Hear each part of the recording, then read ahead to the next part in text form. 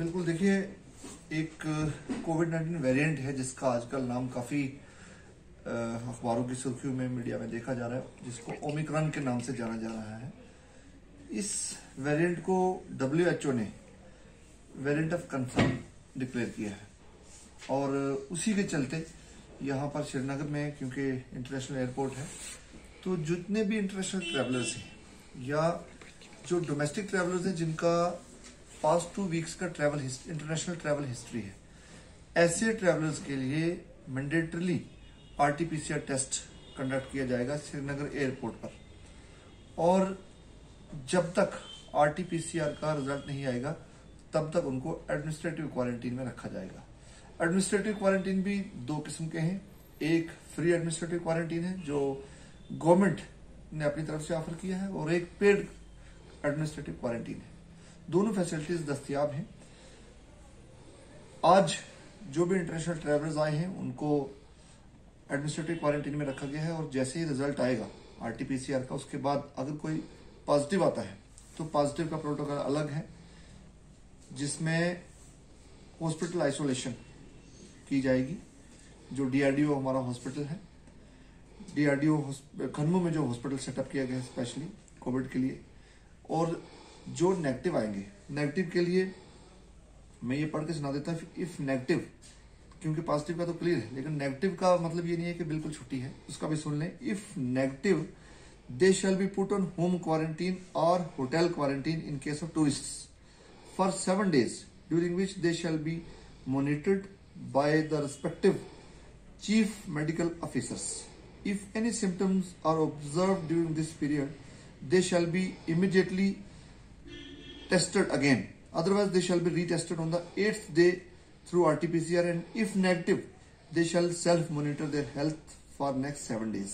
If the repeat RT-PCR test is positive, then the person shall be immediately shifted to the designated hospital for COVID positive patients, and his/her sample shall be sent for genome sequencing. ये मैंने protocol आपको पढ़ के सुना दिया है। मकसद ये है कि इंटरनेशनल जो ट्रैवल है उसमें जो ट्रैवल रिलेटेड इम्पोर्टेशंस हैं कोविड-19 के, उससे बचने के लिए ये सारे इकदाम उठाए गए हैं। जो भी ट्रैवल हिस्ट्री, मैं एक बार फिर दोहरा दूं कि ये जो मैं बात कर रहा हूँ इंटरनेशनल ट्रैवलर्स की कर रहा हूँ, या डोमेस्टिक ट्रैवलर्स जिनने पिछले 2 हफ्ते में कहीं इंटरनेशनल ट्रैवल किया हो, उनकी बात हो रही है।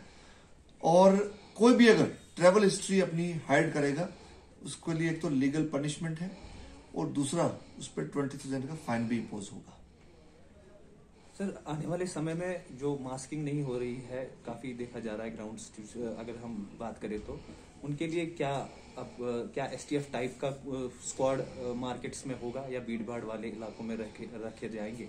बिल्कुल, देखिए कोविड प्रोटोकॉल के इन्फोर्समेंट के लिए जिस तरीके से इकदाम वक्तन उठाए जाते हैं, वो सारे इकदाम तो फिर से उठाए जाएंगे। और मैं यूं कहूंगा कि कहीं ना कहीं इंसानी फितरत ऐसी होती है कि हमें लगने लगता है कि आज शायद कोविड खत्म हो गया है, और उसी में जब पूरा समाज ढील बरतने लगता है, तो वहीं मैं आपको फिर ये बात कहना चाहता हूँ, और आपके जरिए मैं सबसे ये बात साझा करना चाहता हूँ कि जब जब हमें लगता है कि अब कोविड खत्म हो गया है, कोरोना वायरस यहाँ से भाग गया है, तभी ये वायरस वापस आके अटैक करता है।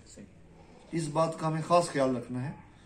ये वायरस बहुत धोखेबाज वायरस है। ये जब भी हमें लगता है, और चकमा देके आता है, और जब भी हमें लगता है कि अब केसेस कम हो गए हैं, अब कभी कभी लोग गलत सोच लेते हैं कि मास्क पहनने की जरूरत नहीं है। और ये भी देखा गया है कि वैक्सीनेशन के साथ साथ मास्किंग, ये दोनों चीजों की जब कॉम्बिनेशन जहां पर है, वहां पर इन्फेक्शन नहीं देखे जा रहे हैं। और मैं ये भी कहना चाहता हूं आपके जरिए कि हमें अगर उस सूरत हाल से बचना है जहां पास्ट में हमें लॉकडाउन की तरफ जाना पड़ा, जहां हमें लॉकडाउन लगाने पे मजबूर हो गए हम पब्लिक हेल्थ के इंटरेस्ट में, हमें उस तरफ नहीं जाना है। और उस तरफ हम तभी उससे बच सकते हैं जब हम कोविड अप्रोप्रिएट बिहेवियर फॉलो करेंगे और कोविड SOPs का पूरा पालन करेंगे।